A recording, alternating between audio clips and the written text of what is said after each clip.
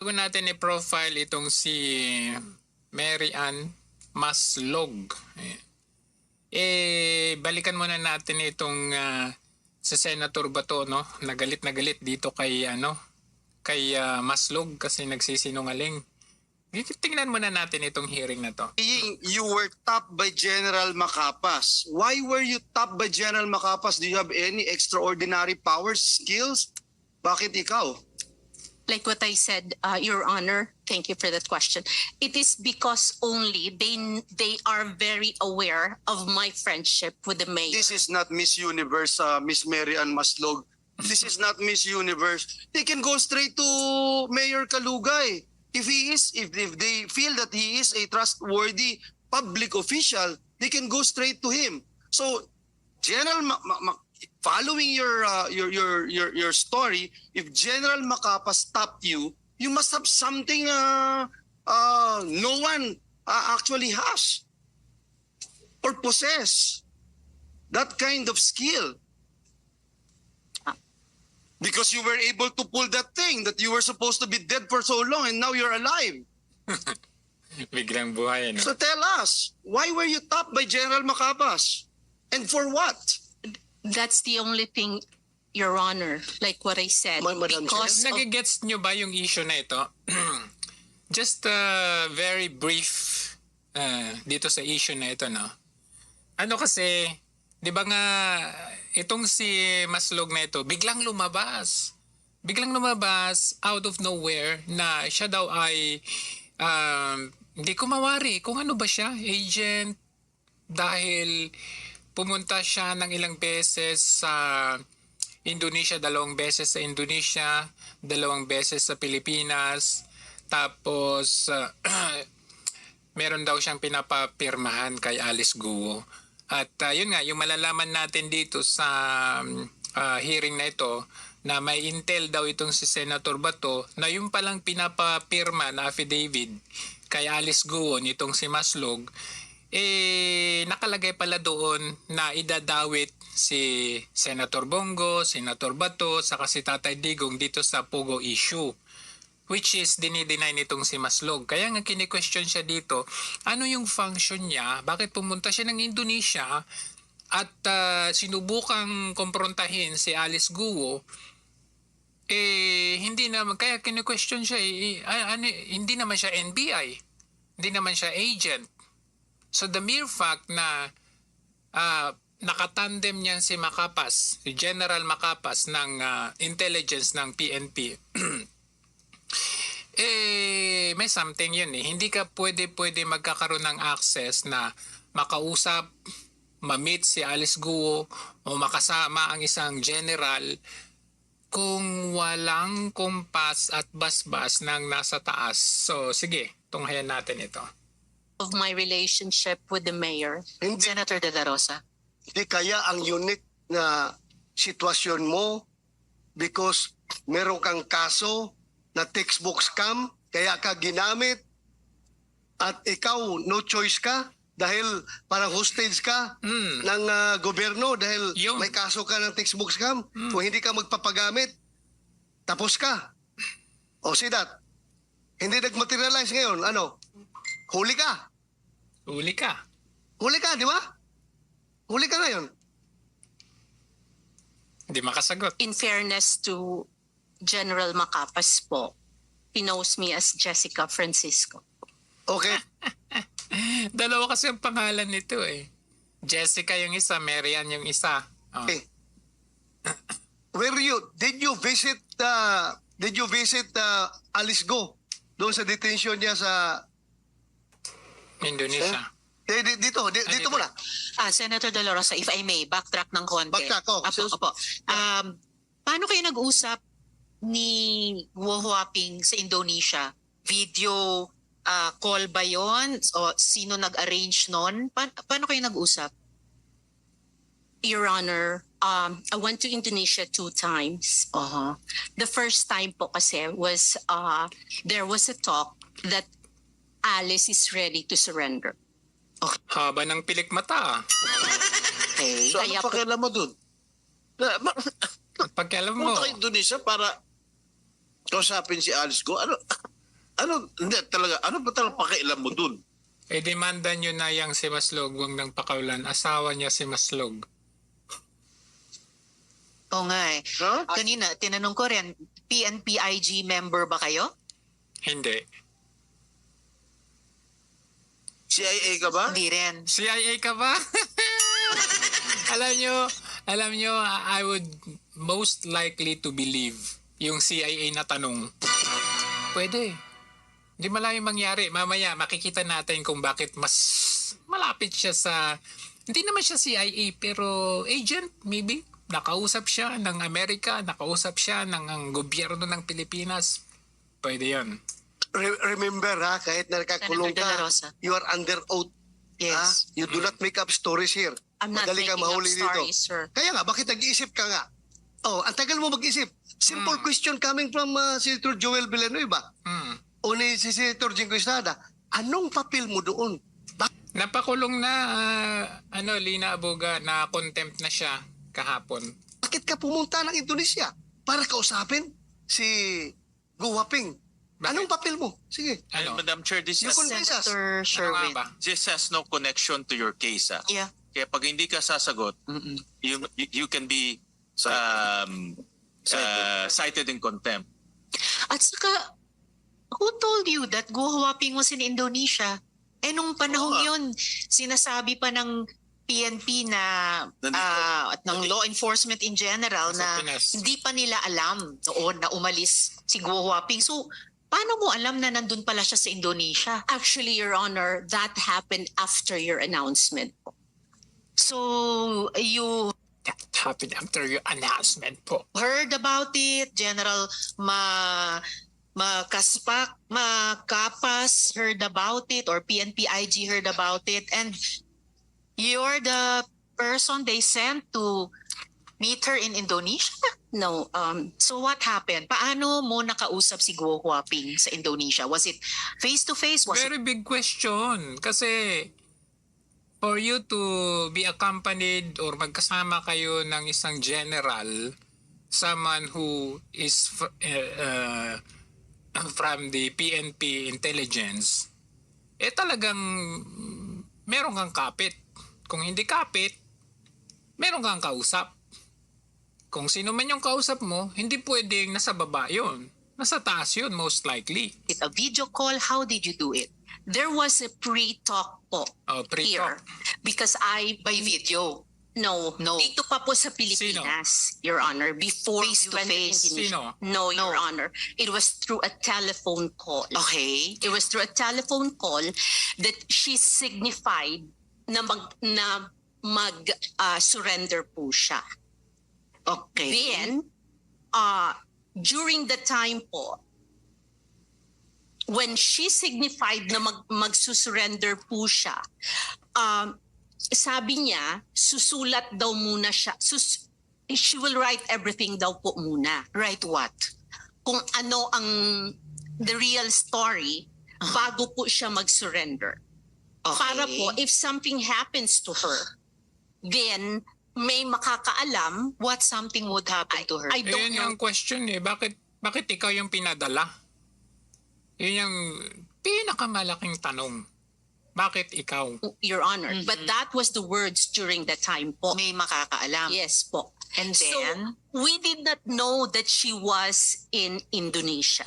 She who, was, who we, PNP-IG and General Macapas and you? Sinong we? I actually keep in touch with, With whom? with the lawyer, Your Honor. Okay. Lawyer? Attorney David. Okay. Yes, And then? Your Honor. And we really tried our best na sana mag-surrender siya. Kasi gusto naman po talaga daw niyang mag-surrender. Madam Chair, Okay. Yes, SP Pro Tempore. who are you to meet Jade? Oh, yun ang tanong. Who gave you the authority to go to Indonesia and talk to Alice Go? Actually, we were not, the first time po, Your Honor, we were not able to talk to Alice Go. Yes.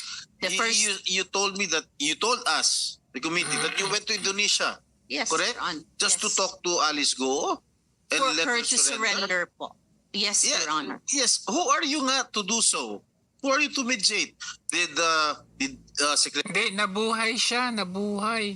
Abalos or the Chief PNP give you the go Ayan, baka si Abalos. Chief PNP. signal to Pwede. talk to her? I don't think No, so. no, sir. Also, who gave you the go signal to talk to her? Pangalanan mo na. You being a private citizen. You're not even connected in any government agency here. Correct? Yes, So sir. who gave you the go signal to talk to her, to go to Indonesia just to talk to her for her surrender? Well, Huh? I was just helping, Your Honor. It's just helping. Hindi ka connected sa government. I was just helping. O tinutulungan mo yung sarili mo na maisalba yung sarili mo dahil gaya ng sinabi ni Senator Bato kanina, ikaw ba ay held hostage dahil may kaso ka? You were what? You were just helping. You are just helping who? It's a Goodness. very Helping who, Madam Chair? case. Helping Helping who? who? The who? This is too much lie, Madam. Helping who? I am not lying, Your Honor. O si you Promise helping who? helping. Sino? Sino tinutulungan mo? You know why you're lying? You keep on telling us baloney information. You said you were top because you're friends with Mayor Kalugay. Now you don't need Mayor Kalugay to talk to her because apparently you've been talking to her before you went to Indonesia. Speaking Only of on the Indonesia, just a minute. Could we ask the BI to confirm Indonesia at that time? We will verify your Please po, and if possible, Commissioner, during this 26 years ago, nagnakaw ng 24 million, nagpanggap ng namatay para hindi siya makulong, tumakas sa Amerika, at ngayon bumalik dito, Buhay. at bigla nilang himala, gustong Buhay. tumulong. Gustong tumulong. Dapat maalala natin na kung buhay pa ito, nakakulong na ho ngayon, 26 years ago. Ba't ka nagpanggap na patay ka na? pro tempore. Yung dalawang kasama niya sa scam na yon nakulong. Siya, hindi siya nakulong dahil declared dead. O, di ba? Ganun niya tinakasan ng ano na yan, yung kaso niya. Ha? Ba't ka nagpanggap na patay ka na para matakasan mo yung kaso? Ganun ba? Oo, tama. Tumpak. Yun na sigurong solusyon. Nagpanggap na patay ka na.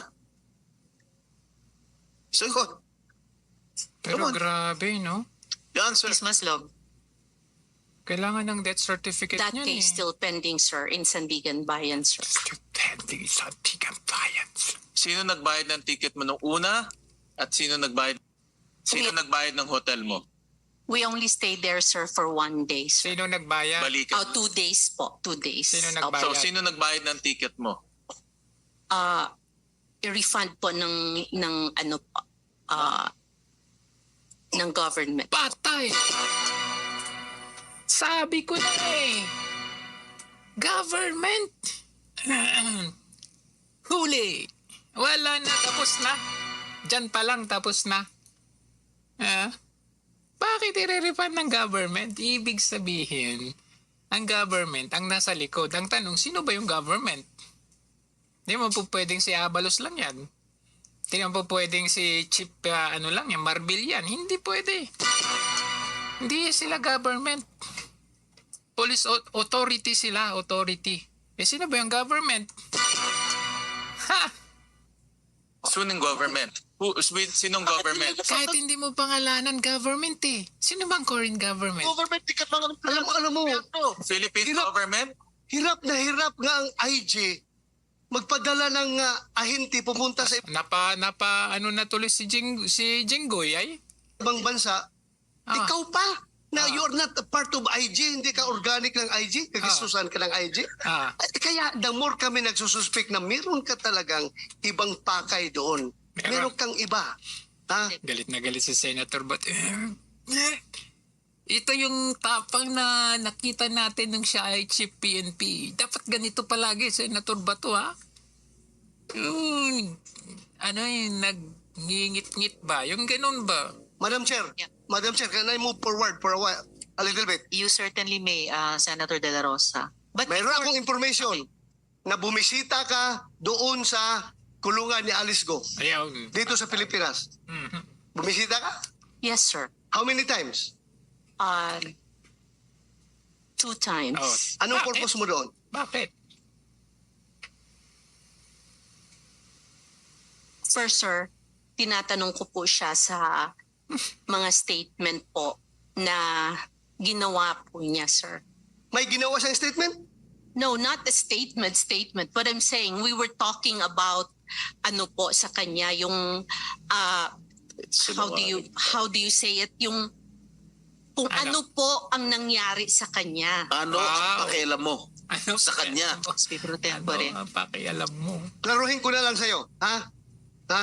For the record, meron kong informasyon, ha? Na you are being used para papirmahin si Alice Go ng affidavit. Affidavit na Pwede rin yan.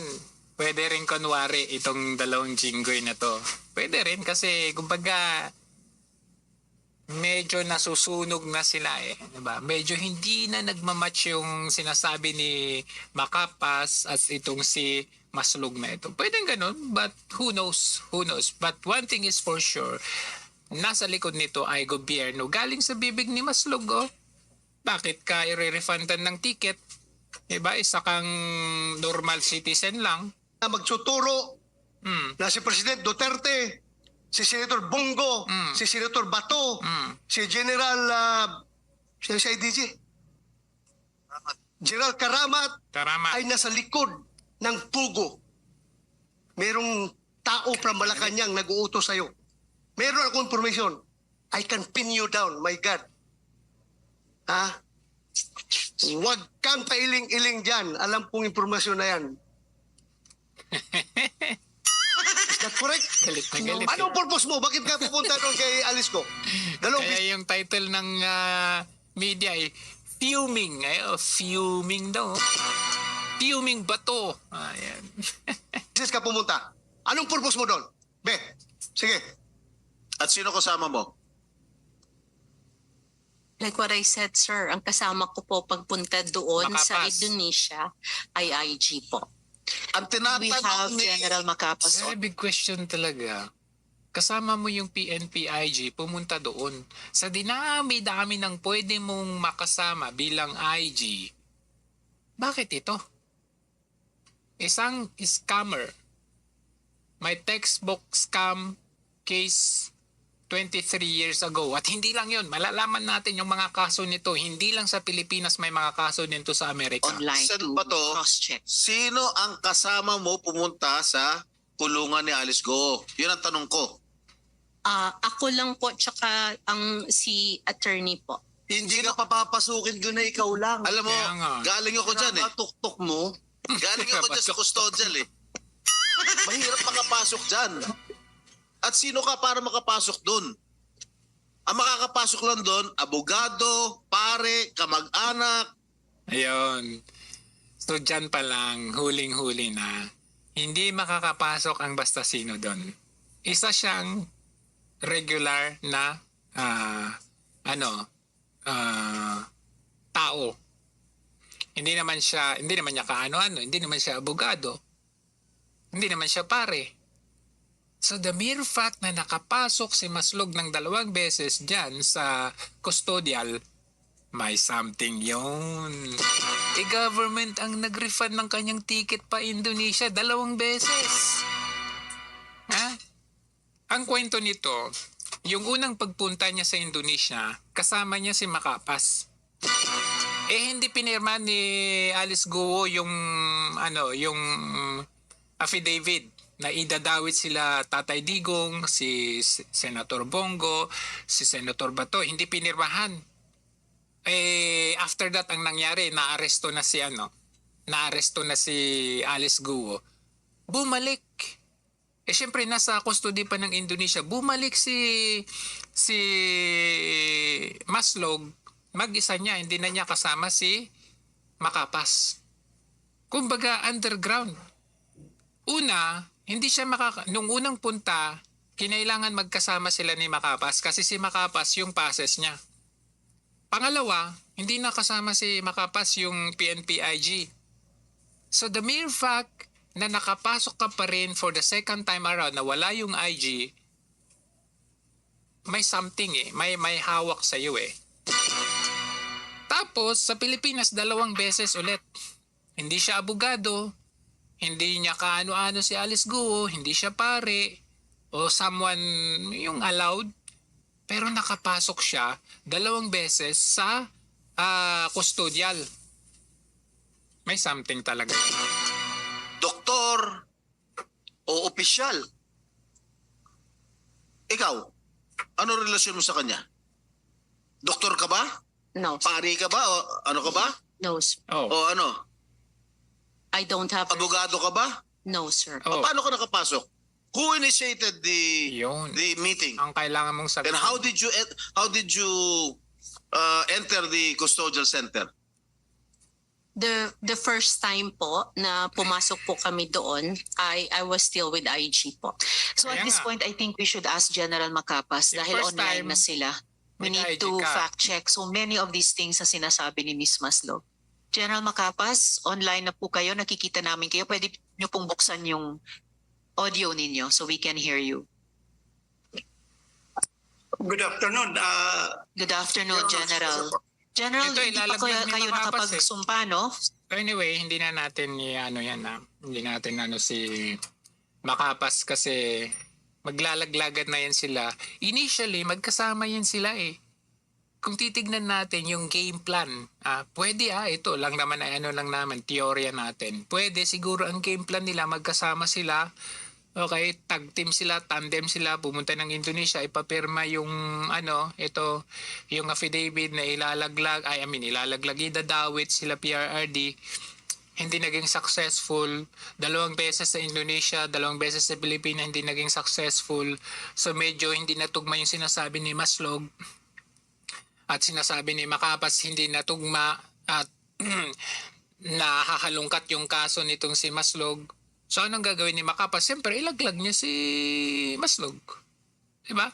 So ngayon, ang gagawin natin, kilalanin natin at balikan nga natin itong si Macapas. Kasi ito nga, nung 1998, okay, siya ay nabuhay. Hindi, namatay siya daw noong 1998 at nabuhay ngayon. Ito siya noon. Nung wala pa siyang masyadong mga reto-retoke ba? Ayan Siya ito, si Maslog. Bagwoman. Uso kasi yung bagman-bagman Hanggang ngayon nata, hindi pa natanggal tong pagiging bagman. Kumbaga ito, noon, ito yung parang ngayon, yung si Napoles. Parang mga ganun. Ito yung mga ang lalakas na mga loob nila na lumalapit sa government. Okay? Magpa-connect sila sa government na, hindi, ako yung bahala. Maging i-produce ko ito, ganito, ganyan. Tapos, kaya na-involve yan si Napoles. Nadamay itong mga senador. Kumbaga, like for example si Napoles, paano nagkaganon, di ba? Kumbaga, naggamitan sila Napoles at yung mga senador doon sa PIDAP scam na yun in the name of mga non-existent na mga NGOs. Doon nila ilalagay yung kanilang mga pork barrel. Kunwari may project sila pero wala pala. 'Di ba? So doon nalaman na merong scam doon sa mga peke mga proyekto. So ganoon din ito. Etong si Maslog dong ayan. According dito sa balita, she escaped possible conviction for graft doon sa 1998 textbook scam case after Sandigan Bayan was informed of her death in 2019. Kasi nung 2020 nagkaroon na ng verdict, ang tagal pala ng kaso sa atin. Nagkaroon ng verdict etong si Maslog at yung dalawa pa niyang kasama.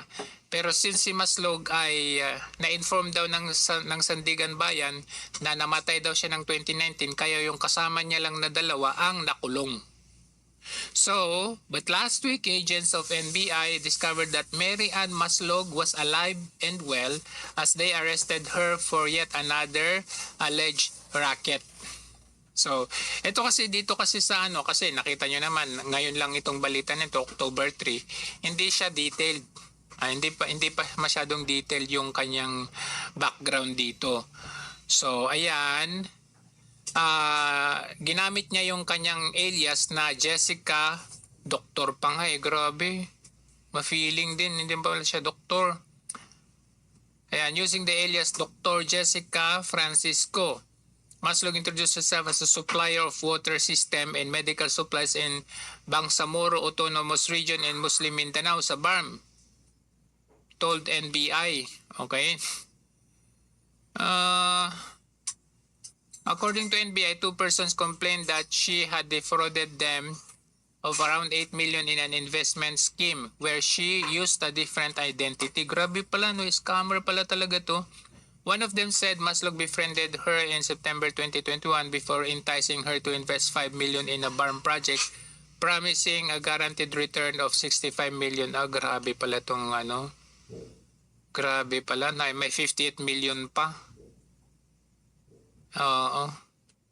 So anyway, balikan natin kasi itong si ano pala, ito according dito sa Verify. Okay. Ito po ay balita pa nung 2010. Ayan, 2010 po yan. At ito pa lang si Maslog ay tumakbo ng Amerika at nakapag-asawa ng puti. Ayan. Puti ang kanyang napangasawa na si Smith. Sige. Tignan natin na. The woman who shook the nation by delivering 3 million in bribes. Ayan, nag-bribe pala siya sa Malacanang. 11 years ago is wanted in the United States for swindling and is believed to be in hiding in the Philippines. 2010 ito na balita. 2010. Okay? So dito 11 years ago. Former textbook agent Mary Ann T. Maslog, who tried bribing officials of the Department of Budget and Management in 1999 so that her firm could wangle a 200 million textbook contract. Sinubukan niya palang manuhol sa DBM para maibigay sa kanya, 'di ba, yung yung bidding o para maibigay sa kanya yung 200 million textbook contract. Is now Mary Ann Smith. Mary Ann Smith na siya ngayon kasi nag-asawa siya sa American, okay, who allegedly became her partner in crime. Pareha silang kriminal.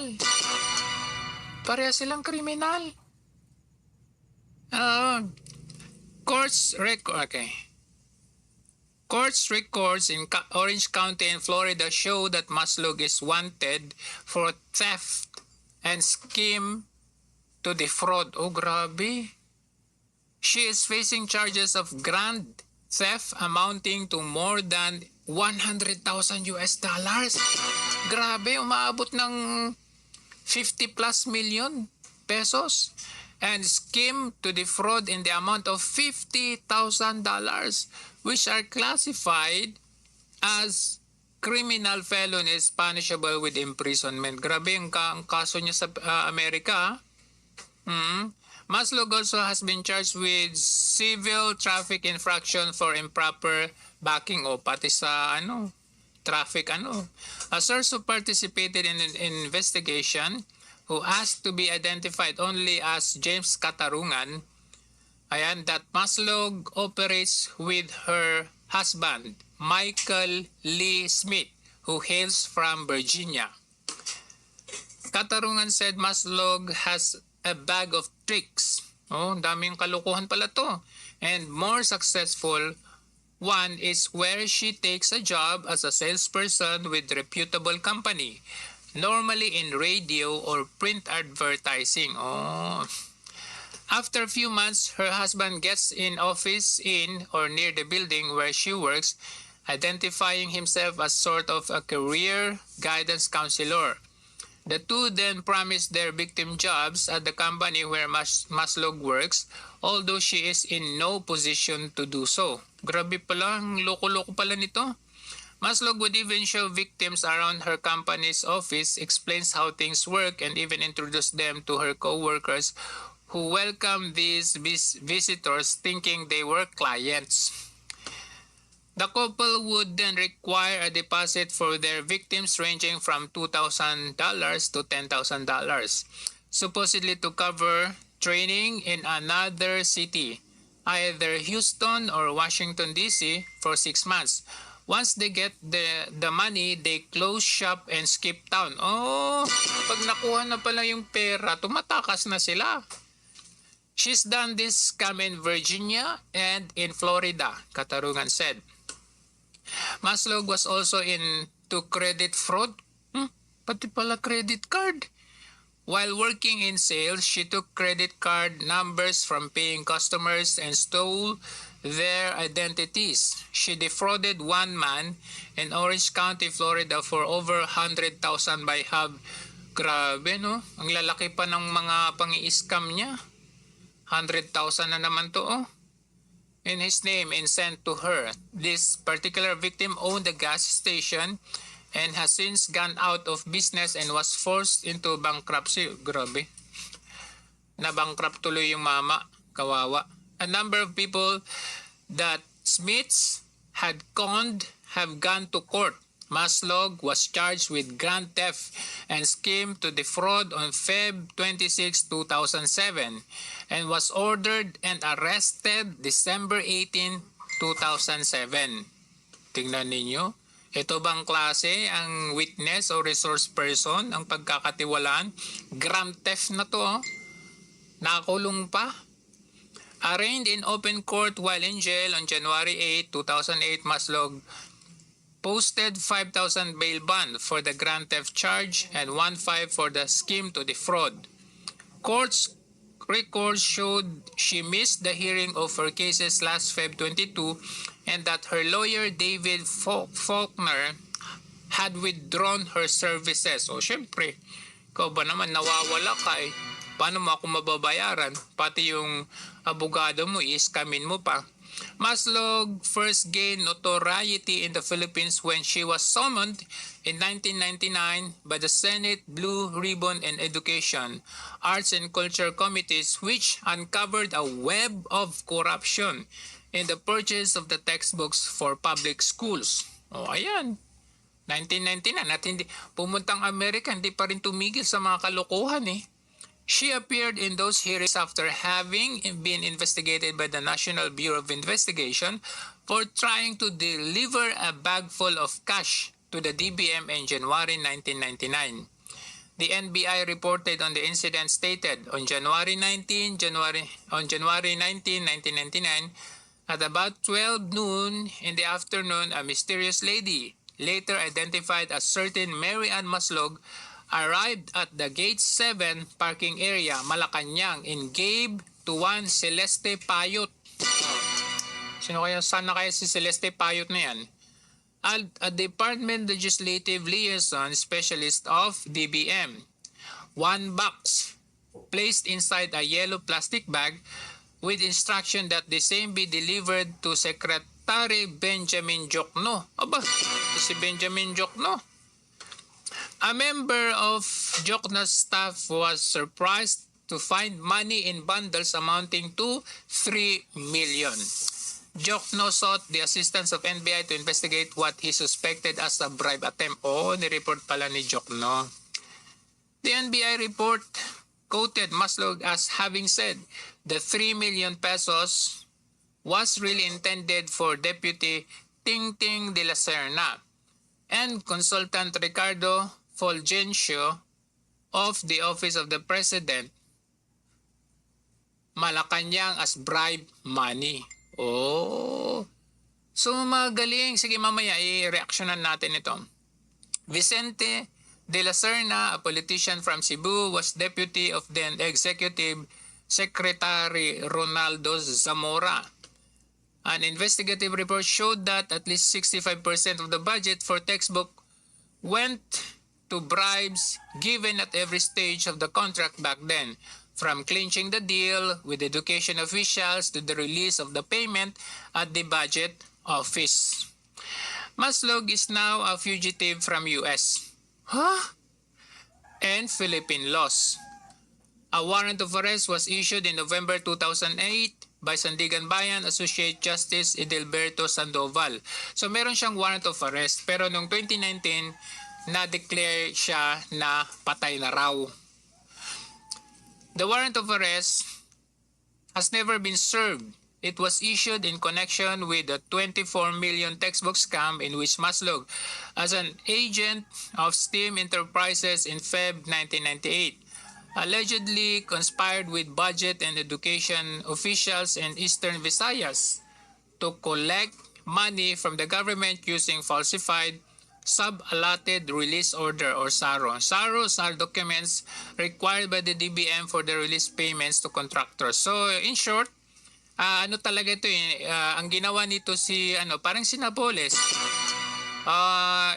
entice this government, okay, para kumagat doon sa kanyang proyekto kuno, para siya yung sa kanya ibigay. Kaya nga dito nagkakaroon ng corruption talaga dito sa bidding guys Kaya magtataka ka sa dinami-dami ng pwedeng manalo sa bidding, bakit pa itong si Ramon ang nanalo dyan sa NAIA? I mean, wala na ba? Can we not give an opportunity sa mga ibang mga bidders natin? Palagi na lang si Atong Ang tuloy. Palagi na lang si Ramon Ang. Minsan nagdududa tuloy ako dito sa mga bidding na ito Almost a year after she helped execute the 24 million scam in Leyte, Maslog figured in the DBM bribe attempt, one of the first major anomalies under the administration of the post-President Joseph Estrada. The Joint Senate committees investigating the bribe attempt cleared De La Serna and Fulgencio for insufficiency of evidence, but recommended charging and prosecuting number of persons, among them Maslog.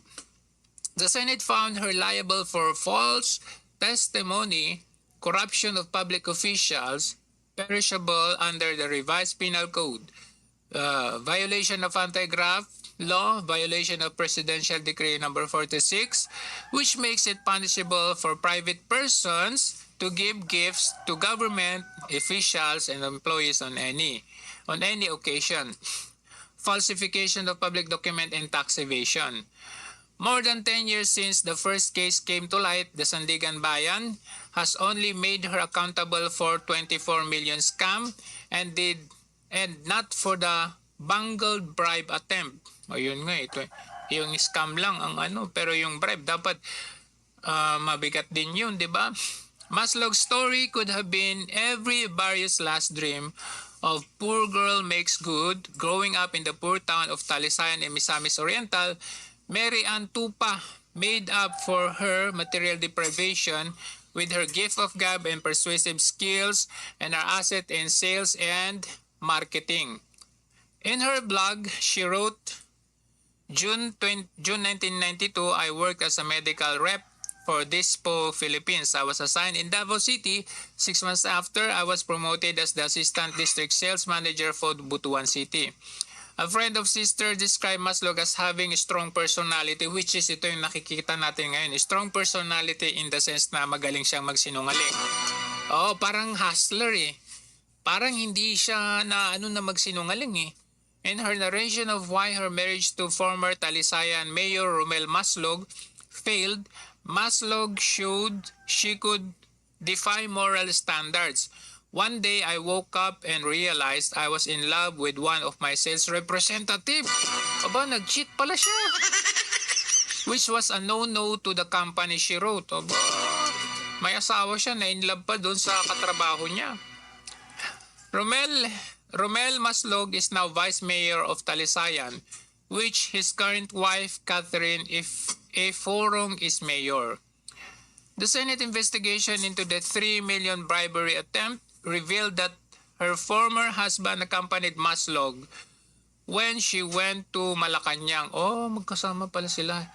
He has also been charged before the Sandigan Bayan for other cases unrelated to his ex-wives. Tapos may kaso din itong palang dating asawa niya. Maslog has reportedly returned to Talisayan, a small town with a household population of little over 4,000. But sources say she's not seen in town. Some say they heard she gone to Canada but is back in the Philippines. A resident of Talisayan said 2 of her children with Romel were brought to Talisayan recently but the youngest remained in Manila. Katarungan said Maslog and her current husband Michael Lee is also facing charges in the state of Virginia, are on the run. Grabe, para silang mga con. They purchased and used disposable cell phones and changed them out every week. In her blog entry dated January 18, 2000, Maslog gave a glimpse of her life. We often stay in a relationship that aren't healthy for us, sometimes emotionally abusive or physically abusive.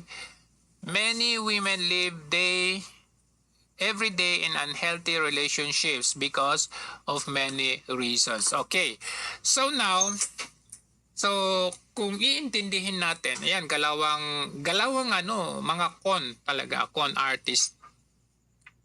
So kung titignan natin, may kaso sa Pilipinas, may kaso sa Amerika. Ngayon, nabanggit kanina ni Jinggoy yung CIA. CIA ka ba? Kung titignan natin si Marcos nung siya ay nanalo bilang Pangulo, but prior to being a president, hindi siya makaapak in any of the states of America kasi may kaso siya doon. Anytime naapak siya in any of the states of America, siya po ay huhulihin. So, nung siya ay naging presidente, totally nawala yun sa kanya. Immune na siya eh. Anytime he can go. Ngayon, etong si Maslog, si Mary Ann Maslog, using the name of Jessica, may kaso sa Pilipinas, tumakas, pumunta ng Amerika, pinalitan yung kanyang pangalan, okay, using Jessica name, and then gumawa ng mga krimen din doon at may kaso din sila doon para sila ng napangasawa niyang si Michael Smith. So ngayon, kung iisipin natin, ang pinaka-biggest question natin, sino siya at ano ang function niya dito sa usaping Alice Guo na ito?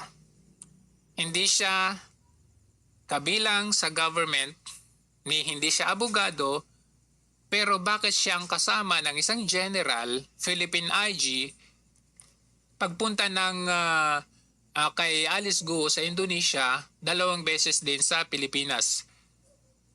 So, kung i-connect natin yung sinasabi ni Senator Bato kanina, hindi ba't parang na-held hostage ka dahil wala ka ng choice? Dahil may kaso ka. So may kaso siya sa Pilipinas, may kaso siya sa Amerika, saan na siya pupunta? Kung wala ka nang mapupuntahan, ano pang choice meron ka? Diba? Anong choice meron ka?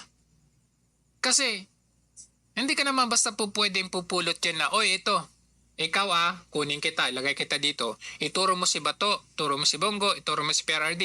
Hindi pwede. So, kinailangan nilang kumuha ng someone.